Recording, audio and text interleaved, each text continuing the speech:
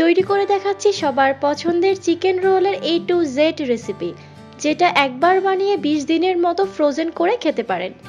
এই recipe follow করে যে কেউ এই পারফেক্ট চিকেন রোলটা তৈরি করতে পারেন। তো চলুন দেখে নিই। একটি মিক্সিং বলে আমি একটা রুম টেম্পারেচারে থাকা ডিম দিয়ে দিচ্ছি। এখন এই ডিমটাকে একটু হুইস্ক করে নিব। এরপর আমি এখানে 2 কাপ পরিমাণ ময়দা দিলাম।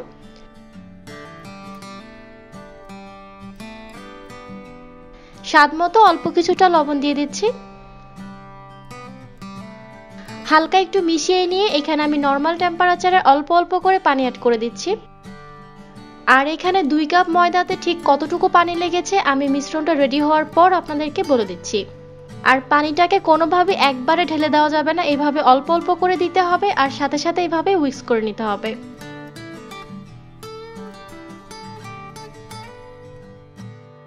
পানির পরিমাণটা কিন্তু সবার এক হবে না, কারো কম বা বেশি হতে পারে। এখানে আমার 2 কাপ ময়দাতে টোটাল 3 কাপের মতো নরমাল পানি লেগেছে। আর এই কনসিস্টেন্সিটা আপনারা ঠিক দেখতে পাচ্ছেন কিরকম হবে। এটা কিন্তু খুব ঘনও হবে না, আবার একদম পানির মতো পাতলাও হবে না। এখন এটাকে আমি 10 মিনিটের জন্য রেস্ট করতে রেখে দেব। এর মধ্যে আমরা চিকেনটাকে ম্যারিনেট করে নেব।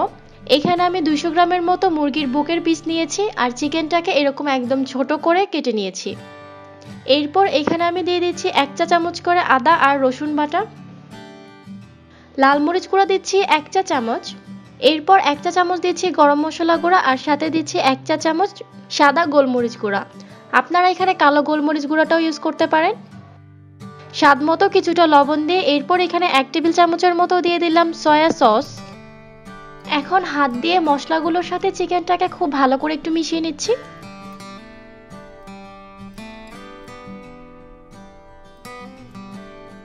হয়ে গিয়েছে। চুলায় প্যানে আমি সামান্য পরিমাণ তেল দিয়ে দিচ্ছি। তেলটা হালকা একটু গরম হয়ে আসার পর চিকেনগুলোকে দিয়ে দিলাম। চুলার আঁচ মিডিয়ামে রেখে 1-2 মিনিটের মতো চিকেনটাকে এইভাবে নেড়েচেড়ে একটু ভেজে নিব।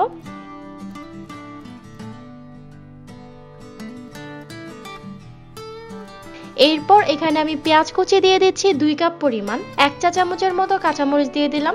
পেঁয়াজের সাথে চিকেনটাকে আরো কিছুক্ষণ আমি নেড়েচেড়ে ভেজে নিচ্ছি।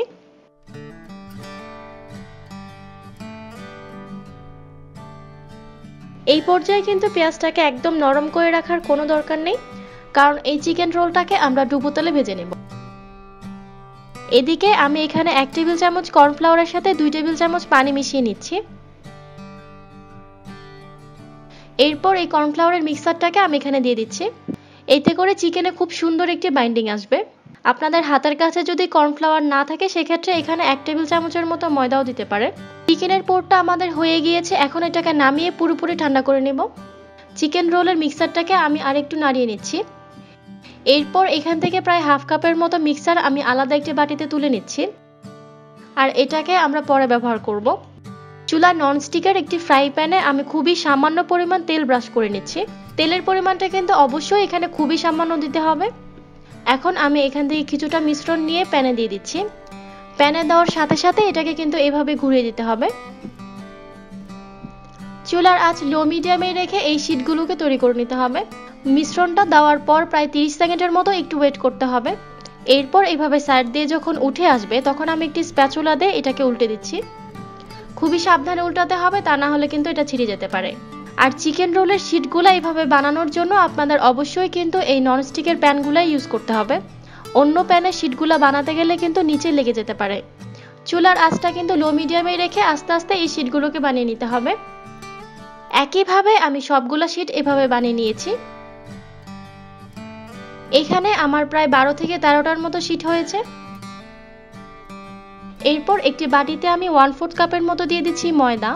2 টেবিল চামচের মতো এতে একটু পানি দিয়ে এটাকে এরকম স্টিকি একটি ডো তৈরি করতে হবে। এটা তৈরি করছি চিকেন রোলের আঠার কাজ করার জন্য। চিকেন রোলের শীটে এইভাবে চারপাশ থেকে এটা লাগিয়ে নিয়েছি। এরপর স্বাদ মতো এখানে চিকেনের পুরটা দিয়ে দিলাম। এখন এটাকে আমি ভাঁজ করে নিব। দুই পাশ থেকে চিকেনের শীটটা এইভাবে নিয়ে আলতো করে প্রেস করে দিব। আপনারা দেখে নিশ্চয়ই বুঝতে পারছেন এটা কিভাবে করছি।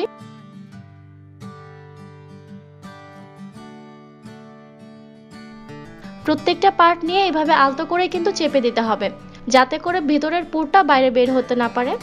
এখন আরেকটা রোল আমি ভাঁজ করে দেখাচ্ছি। একইভাবে ময়দার যে মিশ্রণটা আছে পুরো শীটে দিয়ে দিলাম।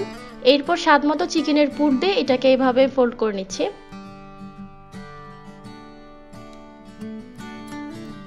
ঠিক একইভাবে আমি সবগুলো রোল বানিয়ে নিয়েছি।